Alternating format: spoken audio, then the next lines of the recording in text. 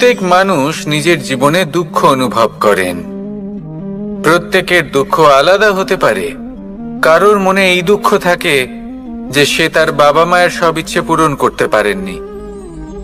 কেউ এটা ভেবে দুঃখ পান যে সে চিরকাল সদাচার করেছেন, সৎকর্ম করেছেন, কিন্তু তাও তাকে দুরাচারী বলে মনে করা হয়। কেউ এটা ভেবেও দুঃখ পান যে তার সামনে যে ব্যক্তি রয়েছেন তার চোখে তিনি শত্রু হয়ে উঠেছেন বা দুষ্ট হয়ে উঠেছেন, যেখানে তিনি হয়তো কোনো অনুচিত কাজই করেননি। এবার এই সমস্ত বিষয় নিয়ে ভেবে নিজের ব্যক্তিত্ব নিয়ে সন্দেহ প্রকাশ করবেন না। যদি নিজের ব্যক্তিত্ব নিয়ে কোনো সন্দেহ থেকে থাকে, তাহলে কর্ম সংক্রান্ত প্রশ্ন করুন যে আপনি যা করেছেন তাতে কি উচিত ছিল, কি অনুচিত ছিল। যেটা প্রয়োজন সেটা এটা বোঝার যে আপনার অন্তর্মন, আপনার বিবেক আপনাকে কি বলছে, আর আপনার অন্তর্মন আর আপনার বিবেক আপনাকে যেটা করতে বলবে শুধু সেটাই করুন। আর তারপরে এই সংসার কি বলবে, কি ভাববে সেসব নিয়ে ভাবতে যাবেন না। কারণ এই সংসার তো ঈশ্বরকেও প্রশ্ন করে থাকে, ঈশ্বরকেও দোষী মনে করে। কখনো কখনো যখন কোনো ঘটনা মানুষের ইচ্ছা অনুযায়ী ঘটে না, তখন মানুষ এটা বলে যে হে ঈশ্বর, আপনি আমার পাশে থাকলেন না, আপনি বড়ই কঠোর, এটা আপনার দোষ। যেখানে বেশিরভাগ সময় হয়তো সে নিজেই নিজের কর্মফল ভোগ করছে। আর কখনো কখনো ঈশ্বর হয়তো তার জন্য আরো ভালো কোনো পরিকল্পনা করে রেখেছেন, কিন্তু মানুষ সেটা বুঝতে পারে না। তাই দিনের শেষে যেটা প্রয়োজন সেটা হলো নিজের মনের কথা বুঝতে হবে। আপনার বিবেক কি বলছে শুধু সেটাই করুন আর সামনে এগোতে থাকুন। আমার সাথে ভালোবেসে বলুন, রাধা রাধা। সবাই বলেন যে জীবনে কাদের সঙ্গ লাভ করছি সেটা খুব গুরুত্বপূর্ণ। এক ঝুড়ি ফলের মধ্যে যদি একটা পচা ফল আপনি রেখে দেন, তাহলে আস্তে আস্তে সমস্ত ফল পচে যায়। সেই জন্য কথায় আছে যে কুসঙ্গ থেকে দূরে থাকো।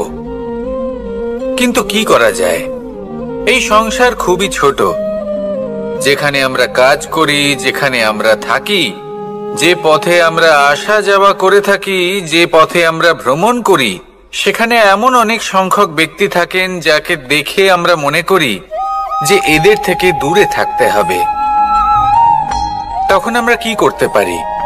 তাদের কি আমরা পরিত্যাগ করব? তাহলে এই সংসারে এমন অনেক মানুষ আছেন, তাহলে কি সংসারই পরিত্যাগ করব? না, সেই ফলের মতন হবেন না যারা একটি পচা ফলের উপস্থিতির জন্য নিজেরাও নষ্ট হয়ে যান।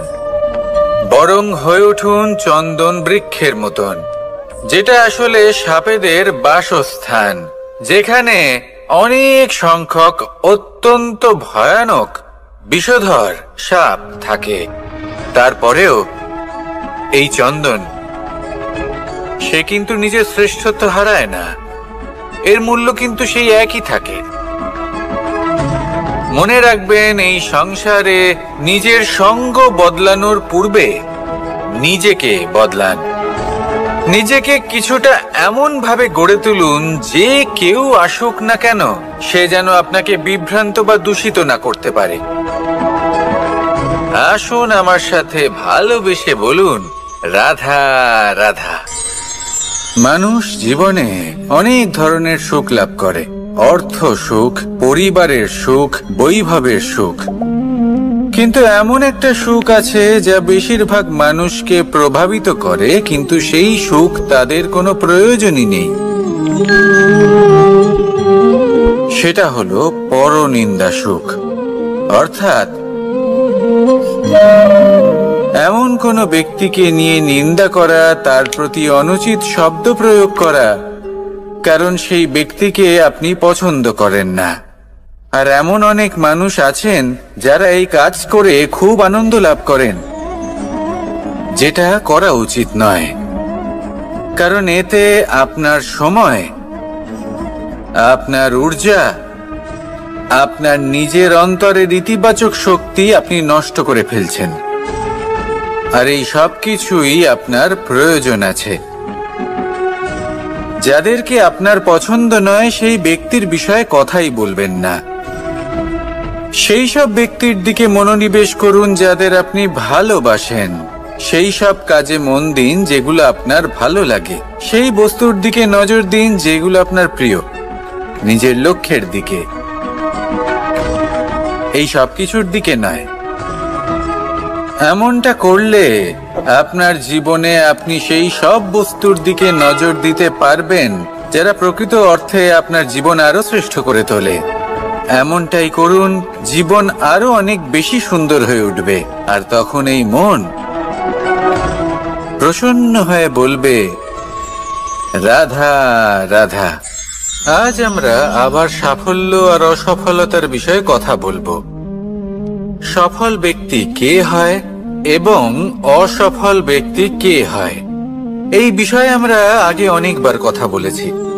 প্রত্যেক ব্যক্তি সাফল্য লাভ করতে চান, কিন্তু প্রত্যেক ব্যক্তি সাফল্য লাভের এই কাজে সফল হতে পারেন না।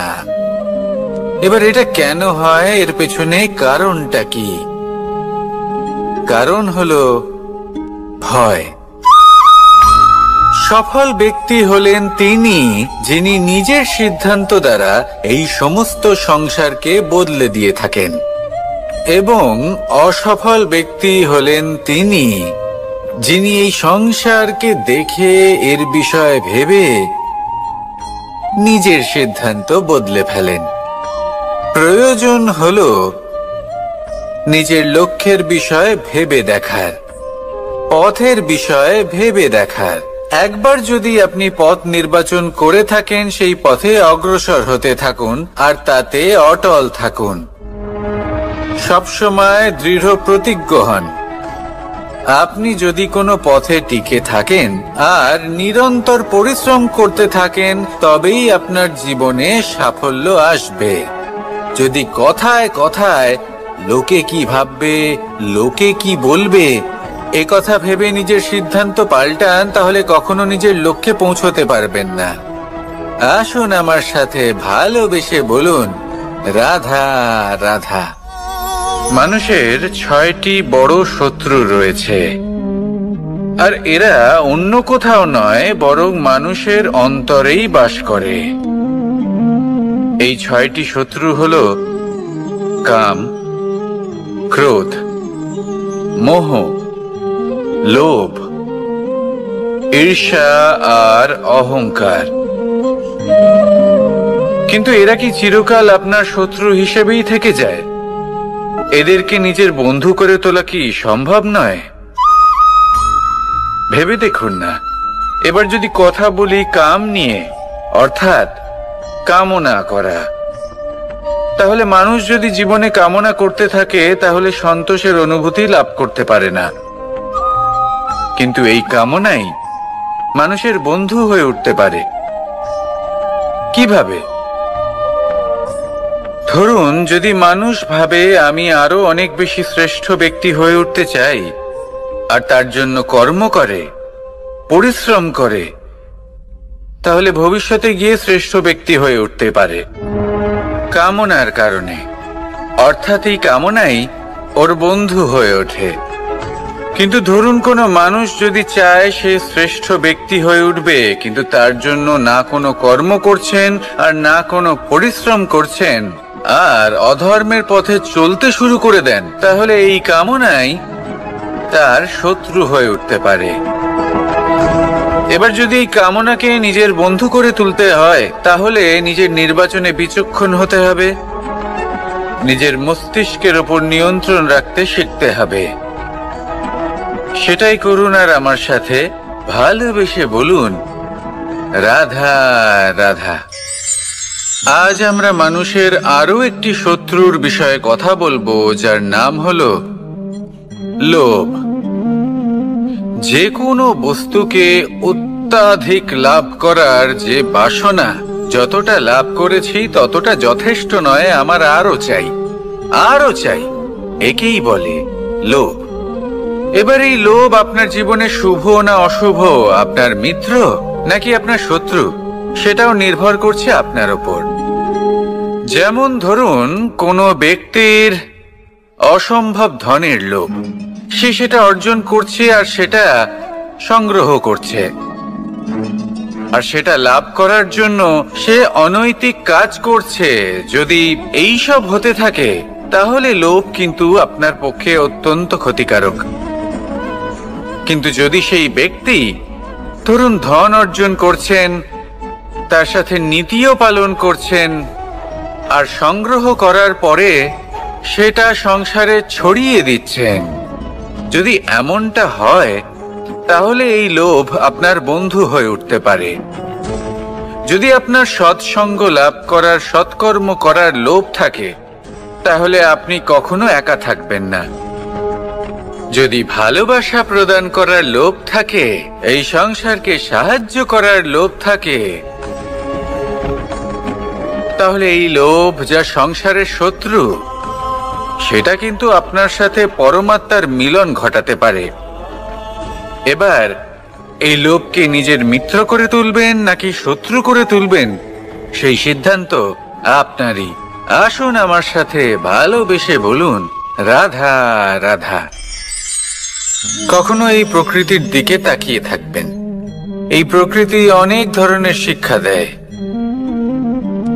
কোনো একটা গাছকে দেখুন, কিভাবে সে মাটি থেকে জল শুষে নেয়। সে ঝড় হোক বা হোক কড়া রোদ, সব সহ্য করে এবং অবশেষে সে ফল ধারণ করে। আর সেই ফল উৎপন্ন করার পরে সে ফল কিন্তু সে নিজে গ্রহণ করে না, এই সংসারকে প্রদান করে, যাতে পশু পাখি মানুষ তারা এই ফল গ্রহণ করে শক্তিশালী হয়ে উঠতে পারে, সুস্থ থাকতে পারে। সেভাবেই নদী, সরোবর এরা নিজেরাও কিন্তু নিজেদের জল গ্রহণ করে না, মাটিকে প্রদান করে, পশু পাখিকে প্রদান করে। সূর্য নিজেও নিজের জন্য প্রজ্বলিত হয় না, সে প্রকাশ ছড়িয়ে দিতে চায় আমাদের সবার কাছে, সে আলো পৌঁছে দিতে চায়। এই প্রত্যেকের কর্মে পরমার্থ নিহিত আছে, আর সেই জন্যই এদের সকলকে পুজো করা হয়। তাই মনে রাখবেন, আপনার কাছে জীবন যাপনের অতিরিক্ত যা কিছুই আছে তা পরমার্থের জন্য।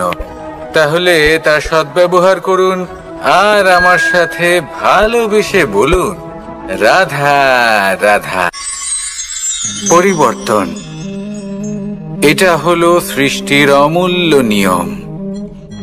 এই সংসারে সবকিছু সময়ান্তরে পরিবর্তিত হয়, এই সময়ও পরিবর্তিত হয়। পরিবর্তন চিরকাল হয়ে এসেছে আর চিরকাল হতে থাকবে। কিন্তু এবার আমরা সেই পরিবর্তন কিভাবে লাভ করব, যেটা আমাদের প্রয়োজন, যেটা আমরা চাই। আমরা জীবনে বিকাশ চাই। এই বিকাশ কিভাবে লাভ করতে পারি? এই প্রকৃতি কিন্তু আমাদের অত্যন্ত উত্তম উদাহরণ দিয়ে বুঝিয়েছে। একটি বিন্দুর উদাহরণ দিয়েছে, যা ভবিষ্যতে একটা বিশাল নদীর আকার ধারণ করে। এটা কিভাবে হয়?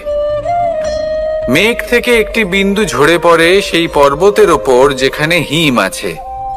সেই হিমের সংস্পর্শে আসা মাত্র সেই বিন্দুর সাথে আরো বেশ কিছু বিন্দু যুক্ত হয়।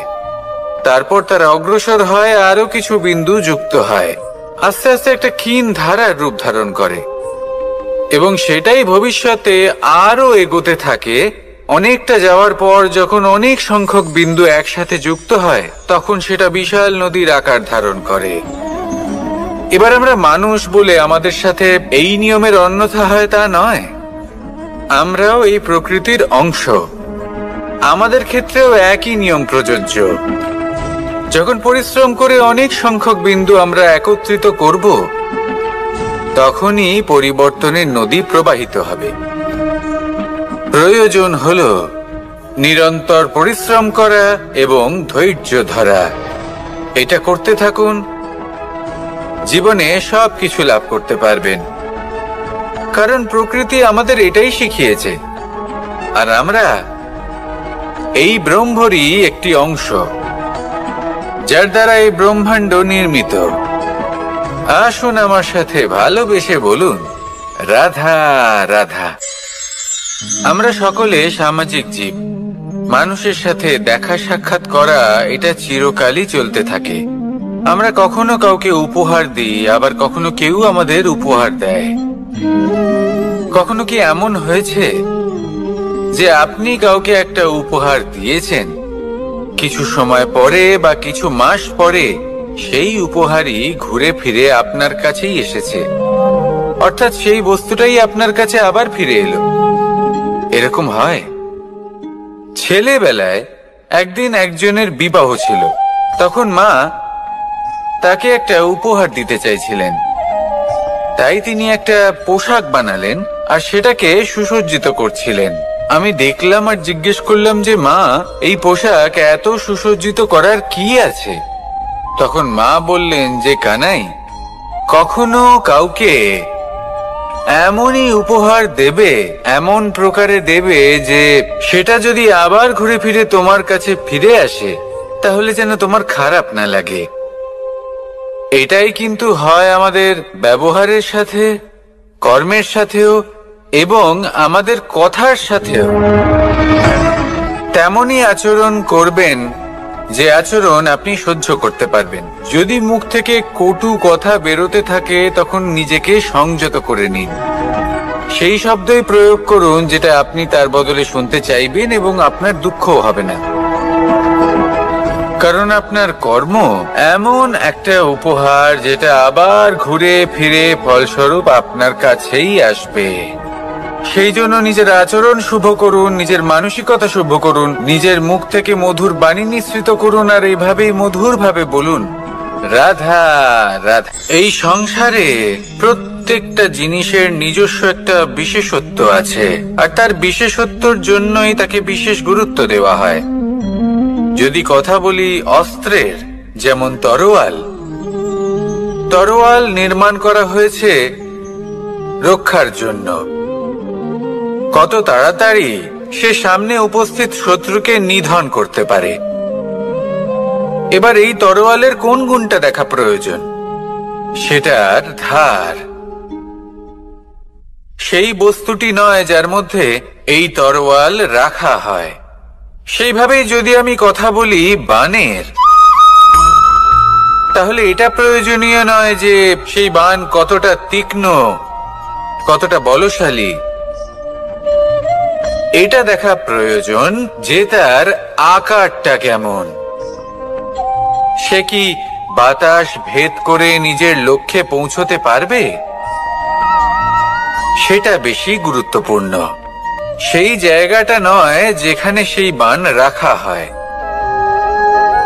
ঠিক সেইভাবে যদি আপনি কোনো মানুষেরই মূল্য বুঝতে চান, তাকে পরখ করে দেখতে চান, তাহলে তার জাতি, তার ধর্ম, তার রূপ, তার আকার, সেগুলো দেখে তাকে পরখ করতে চেষ্টা করবেন না।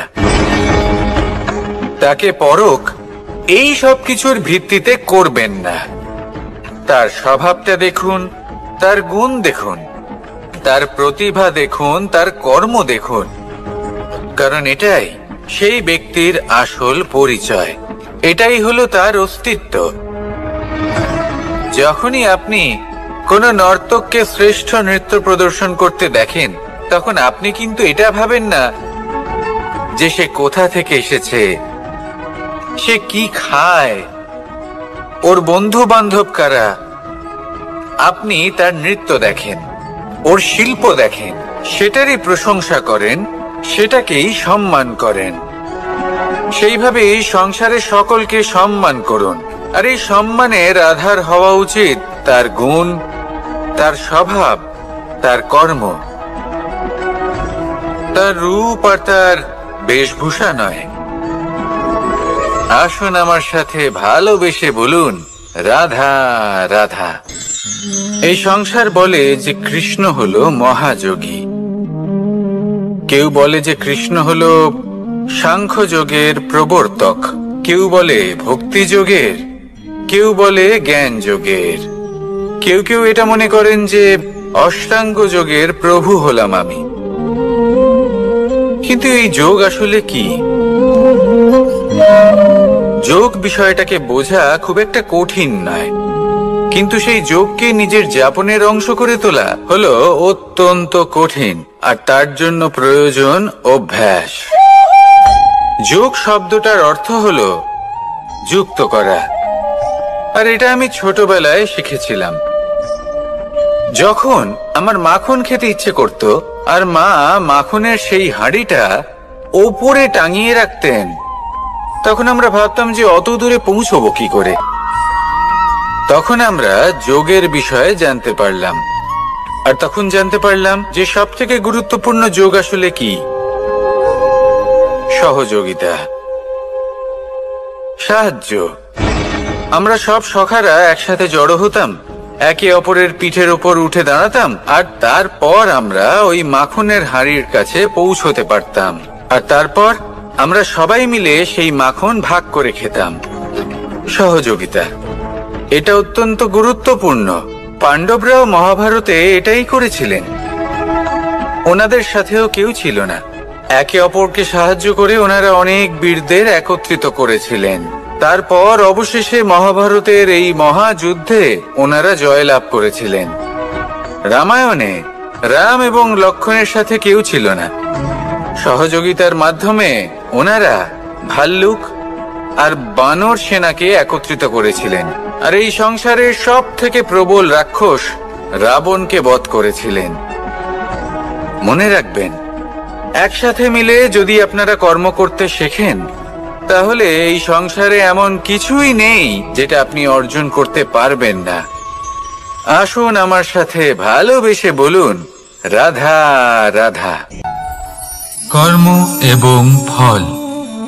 মানুষের স্বভাব হলো এটাই যে তিনি নিজের প্রত্যেক পরিশ্রমের প্রতিফল প্রার্থনা করেন। বেশিরভাগ সময় এই ফলাফলের চিন্তা করতে করতে, কল্পনা করতে করতে উনি কর্ম করতে থাকেন যে আমি এই কাজটা করলে এই ফল পাবো। সেই সব কল্পনা করতে থাকেন যা না তার হাতে আছে, না আছে অধিকার, আর না আছে নিয়ন্ত্রণ। উনি শুধু নিজের কর্ম করতে পারেন। উনি কি ফল পাবেন তা তার হাতে কখনোই নেই। তাই আপনিও শুধুমাত্র কর্ম করতে থাকুন, ফলের চিন্তা করবেন না। মনে রাখবেন, শিকড় এবং শাখা যেভাবে একে অপরের সাথে জড়িয়ে, সেইভাবেই একে অপরের সাথে জড়িয়ে কর্ম এবং ফল। যেরকম কর্ম আপনি করবেন, সেরকম ফল আপনি অবশ্যই পাবেন।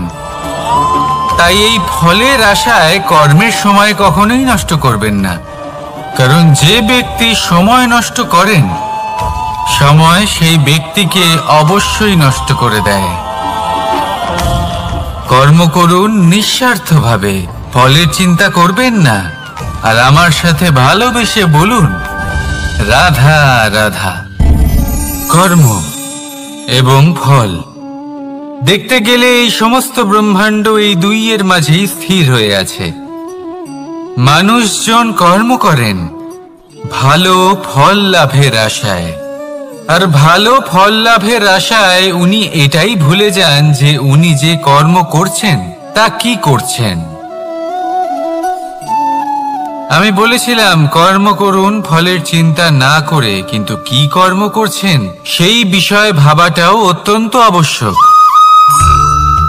নয়তো অনেক সময় আমরা এমন কর্ম করে ফেলি যা না চাইতেও বিষে পরিণত হয়, যা হয়েছে দুঃশাসনের সাথে, দুর্যোধনের সাথে, গুরু দ্রোণের সাথে।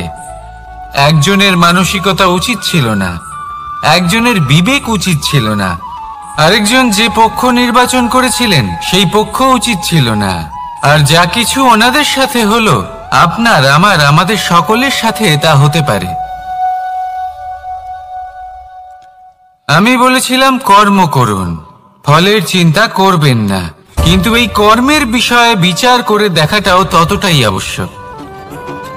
দেখুন, কর্ম করার উচিত প্রক্রিয়া ফলের চিন্তা না করা, কিন্তু যদি আপনার কর্ম শুভ হয় তাহলে তার ফলও নিয়তি আপনাকেই দেবে। সর্বদা কর্ম করার সময় এটা ভাবুন যে আপনার এই কর্ম এই সংসারকে, এই সমাজকে, আপনার পরিবারকে, আপনার আশেপাশের মানুষজনকে কোন দিশায় নিয়ে যাবে। যদি এটা সবার জন্য মঙ্গলময় হয় তাহলে কর্ম করতে থাকুন। আর হ্যাঁ, নিশ্চিত রূপে ফলের চিন্তা করবেন না। আসুন আমার সাথে ভালোবেসে বলুন, রাধা রাধা। বটবৃক্ষের বীজ সর্ষের দানার থেকেও ছোট হয়, কিন্তু যখন তা নিজের রূপ ধারণ করে তখন তা বিশাল বৃক্ষের আকার ধারণ করে, যা সহস্র বছর ধরে বেঁচে থাকে, ছায়া প্রদান করে, পাখিদের আশ্রয় প্রদান করে, আর দেয় পথচারীদের বিশ্রাম করার স্থান। কেন? কারণ সেই ছোট বীজ তা মাটির ভেতরে গিয়ে নিজের খোলস ত্যাগ করে। অন্ধকারে থাকে সে, যতই আলো আসুক না কেন, যতই বর্ষা আসুক না কেন, সব সহ্য করে। আর তারপরে একটা চারা গাছ অঙ্কুরিত হয়, তারপর ধীর গতিতে একটা বিশাল বৃক্ষতে পরিণত হয়। দেখুন, জীবনে কঠিন সময় আসে, এই জন্য নয় যে আপনি হার মেনে নেবেন, এই জন্য আসে যাতে আপনি ভবিষ্যৎ নির্মাণের জন্য নিজেকে তৈরি করতে পারেন। যদি কঠিন সময়ে আপনি ওই বীজের মতো দৃঢ় হয়ে থাকতে পারেন, তাহলে আপনিও একদিন সেই বিশাল বৃক্ষের মতো নিজের অস্তিত্ব গড়ে তুলতে পারবেন, যা সহস্র বছর পর্যন্ত মনে রাখা হবে। আসুন আমার সাথে ভালোবেসে বলুন, রাধা রাধা। এই ব্রহ্মাণ্ড কত বৃহৎ, তাই না? যার সম্মুখে এই পৃথিবীকেও একটা বিন্দুর মতো মনে হয়। আর এই পৃথিবীতে আমরা কে হই, আমাদের আকার কিরকম, আমাদের অস্তিত্বই বা কি? যখন আমরা এভাবে ভাবি তখন মনে হয় আমরা কিছুই নই। তা আমরা যখন কিছুই নই, তাহলে আমরা এত চিন্তা করি কেন? কি ভেবে ভয় পাই? কাকেই বা এত ভয় পাই? কে আমাদের মারতে পারে আর কেই বা আমাদের জন্ম দেবে? আত্মার আসলে না কখনো জন্ম হয় আর না কখনো মৃত্যু। আত্মা শুধুই শরীর বদল করে। আপনি, আমি, আমরা সকলে এই শরীর নয়, আমরা হলাম আত্মা, যা হলো পরম আত্মার পরম অঙ্গ। সেই জন্য মনে রাখবেন, বাইরের কোথাও দেখবেন না, নিজের অন্তরের গভীরে গিয়ে দেখুন, আত্মাকে উপলব্ধি করতে শিখুন। ক্লেশ, ভয়, চিন্তা, এই সব কিছুর থেকে নিজেকে দূরে রাখুন, তাহলেই উপলব্ধি করতে পারবেন পরমাত্মা কে। তাহলে আসুন আমার সাথে ভালোবেসে বলুন, রাধা রাধা। পরিবর্তন এই সংসারের শাশ্বত নিয়ম। কোন রাজা নেই যিনি চিরকাল রাজা থাকেন, কোন ধনী ব্যক্তি নেই যিনি চিরকাল ধনী থাকবেন। এই সংসারে সূর্যের স্থান নেওয়ার জন্য চন্দ্রিমার আগমন ঘটে। কোন স্থান যাকে পতিত বলা হয়েছিল সেখানে মহল তৈরি হয়েছে। কোন স্থান যাকে আজ মলিন বলা হয়েছে কাল সেখানে মন্দির স্থাপন হতে পারে। কোন ঋতু চিরকালের জন্য থাকে না, কখনো সময় চিরকাল একরকম থাকে না। আজ যা আপনার কাছে রয়েছে কাল অন্য কারোর ছিল, আজ যে আপনার কাছে রয়েছে কাল তা অন্য কারোর কাছে চলে যাবে। আপনার সাথে কিছু থাকলে তা হলো আপনার কর্ম, কিন্তু সেই কর্মের পরিণামও আপনার নয়। আপনি শুধু কর্ম করুন, বাকি সবকিছুই পরিবর্তনশীল। কিন্তু সেই পরিবর্তনকে দেখে ভয় পাওয়ার প্রয়োজন নেই, তাকে স্বাগত জানান। যদি আপনি হাসি মুখে সেই পরিবর্তনকে স্বাগত জানান, তাহলে এই পরিবর্তনও হাসি মুখে আপনার সাথে থাকবে। আসুন আমার সাথে ভালোবেসে বলুন, রাধা রাধা। সঞ্চয় মানুষের যখন থেকে বোধ বুদ্ধি হয় সঞ্চয় করতে আরম্ভ করে দেন। সঞ্চয় করতে থাকেন ভোজনের, সঞ্চয় অর্থের, সঞ্চয় শক্তির। নিজের জন্য করেন, নিজের পরিবারের জন্য করেন, নিজের স্ত্রীর জন্য করেন, সন্তানের জন্য করেন, সন্তানের জন্য সঞ্চয় করেন।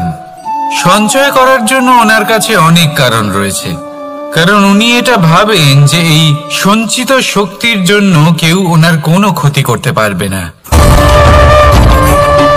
মানুষ ভুলে যান একটা গুরুত্বপূর্ণ কথা, এই সত্য, উনি এই সংসারে খালি হাতেই এসেছিলেন, আর এখান থেকে ওনাকে খালি হাতেই যেতে হবে। যা এখানকার তা এখানেই থেকে যাবে। আর যদি কিছু ওনার সাথে যায় তা হলো ওনার কর্ম, আর কিচ্ছু নয়। তাই যদি কিছু অর্জন করতে চান তাহলে শুভ কর্ম অর্জন করুন, আত্মশক্তি অর্জন করুন, কারণ পরলোকে এটাই হবে আপনার সম্পত্তি। তাহলে কি এটা আপনি অর্জন করতে চান না? আসুন আর আমার সাথে ভালোবেসে বলুন, রাধা রাধা। সদিচ্ছা। দেখতে গেলে 3 অক্ষরে তৈরি এই শব্দ, কিন্তু সমস্ত ত্রিলোক তার উপরেই আধারিত। আপনি এই সংসারে এসেছেন, তখন অবশ্যই শ্বাস নেবেন, কিন্তু তার বদলে আপনাকে কিছু তো দিতেই হবে। আপনার উপর নির্ভর করছে আপনি কি দেবেন। কি দেবেন এই সংসারকে, এই সমাজকে, নিজের পরিবারকে, আর তার বদলে কি নেবেন? যশ নাকি অপযশ? দেখুন, এক ছিল রাবণ, যে কিনা সমুদ্র পার করল সীতাকে অপহরণ করার জন্য, আর এক ছিলেন রামচন্দ্র, যিনি সমুদ্র পার করেছিলেন, সেতু বানিয়ে গিয়েছিলেন সীতাকে ফিরিয়ে নিয়ে আসার জন্য। দুজনেই সমুদ্র পার করেছিলেন, শুধু পার্থক্য ছিল সদিচ্ছাকে বোঝার, লক্ষ্যের। অনেক মানুষের যাত্রা একরকম হতেই পারে, কিন্তু আনন্দ তখনই লাভ করবেন যখন লক্ষ্য শুভ হবে, মহান হবে। এই লক্ষ্য দিয়ে এই সংসারের কল্যাণ হবে এবং মানুষের সম্মান হবে। যদি আপনার সংকল্প উচিত হয় তাহলে আপনার লক্ষ্য উচিতই হবে, নয়তো শুধুমাত্র বিনাশ হবে। আর উচিত এটাই হবে যে বিনাশের হাত থেকে যেন নিজেকে বাঁচানো যায়, কি বলেন? তাই জীবনে যে লক্ষ্য স্থির করছেন, মনে রাখবেন তা যেন শুভ লক্ষ্য হয়। যদি এরকম হয় তাহলে আপনার যাত্রা, আপনার জীবন দুটোই শুভময় হবে। আসুন আর আমার সাথে ভালোবেসে বলুন, রাধা রাধা। সুরক্ষা। এই সুরক্ষা আসলে কি? এটা কি কোনো কবচ নাকি কোনো সীমা? এই সুরক্ষা আসলে অন্য কিছু। আমাদের মাতা পিতা, আমাদের প্রিয়জন, আমাদের বন্ধু, এই সমাজ, আমাদের শুভাকাঙ্ক্ষী, আমাদের আত্মীয়, এনারা সবাই আমাদের জীবনে কোনো না কোনো ভাবে সুরক্ষা দিয়ে থাকেন, একটা কবচ দিয়ে থাকেন কোনো না কোনো রূপে। কিন্তু দেখতে গেলে আমাদের পরাক্রমের পথে, আমাদের বীরত্বের পথে, আমাদের সাহসের পথে এই সুরক্ষাই সব থেকে বড় বাধা হয়ে দাঁড়ায়। একবার ভেবে দেখুন, যদি আপনি কোনো সুরক্ষাই না পান, বা যদি আপনি এই সুরক্ষা ভেঙে বাইরে আসতে পারেন, তাহলে আপনার বীরত্ব চরম সীমায় পৌঁছে যায়। কেন? কারণ তখন আপনি জানেন যে এই সংসারের সম্মুখীন আমাদের নিজেদেরই হতে হবে। আপনি বুঝে যান যে শত্রুর সম্মুখীন এবার নিজের বলের দ্বারা, নিজের পরাক্রমের দ্বারা, নিজের সাহসের দ্বারা করতে হবে। আর তখন আমাদের মনের মধ্যে এই শক্তি জাগ্রত হয়। এই শক্তি অন্তরেই বসবাস করে, শুধু এটা চিনে নিতে হবে, একে জাগ্রত করতে হবে। আর এটা সুরক্ষা ভেঙে যাওয়ার পরেই সম্ভব হয়। আর যারা নিজের শক্তি সম্পর্কে জানেন, যিনি নিজেই জানেন তিনি কতটা শক্তিশালী, তিনি নিজেই নিজের সুরক্ষা কবচ চিরকালের মতো ভেঙে ফেলে দেন, ঠিক কর্ণের মতো। আর তারপরে দেখুন, আপনার পরাজয় হোক বা বিজয়ী হোক না কেন, সেটাই অনেক বড় হয়। সেটাই প্রশস্ত হয়ে থাকে। সেই জন্য ত্যাগ করুন নিজের ভয়কে, নিজের আশেপাশের এই সুরক্ষা চক্রকে ভেঙে ফেলুন আর সম্মুখীন হন এই সংসারের, নিজের শত্রু সম্মুখীন হন। পরাক্রমের এই অঙ্কুর, তা অঙ্কুরিত হওয়ার জন্য বীজের উপরের এই কবচ, এটা ভেঙে যাওয়া অতি আবশ্যক। আসুন আমার সাথে ভালোবেসে বলুন, রাধা রাধা। যখন আমরা হাঁটতে থাকি আর আমাদের পায়ে কাঁটা বিঁধে যায়, তখন মুখ দিয়ে আহ বেরিয়ে আসে, কান্না চলে আসে, আর অনেক সময় অভিশাপও বেরিয়ে আসে। কিন্তু আমরা কি কখনো এটা এইভাবে দেখেছি, এইভাবে ভেবেছি যে আমরা যে পথে চলেছি সেই পথে কাঁটা বিঁধেছে, নাকি আমরা সেই পথ নির্বাচন করেছি যাতে শুধুই কাঁটা রয়েছে? নাকি আমরা এভাবে ভেবে দেখেছি যে এই কাঁটা আমাদের কষ্ট দিতে এসেছে, নাকি এটা আমরাই বিছিয়ে রেখেছিলাম?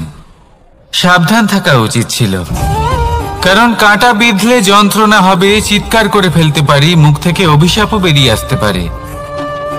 কিন্তু এই অভিশাপ শুধুমাত্র আমাদের তরফ থেকে অভিশাপ হয়, সামনের ব্যক্তিটির ওপরও নির্ভর করে। এবার সেই ব্যক্তি যদি এমন হয় যে ফুল আর কাঁটা এই দুই সমানভাবে গ্রহণ করতে পারে, তার কাছে অভিশাপও বরদানে পরিণত হয়। শেষ পর্যন্ত ব্যাপারটা দাঁড়ায় ভাবনা, চিন্তা, দৃষ্টিভঙ্গির ওপর। কারণ আপনার এই ভাবনাই সত্যি হয়ে সামনে আসে।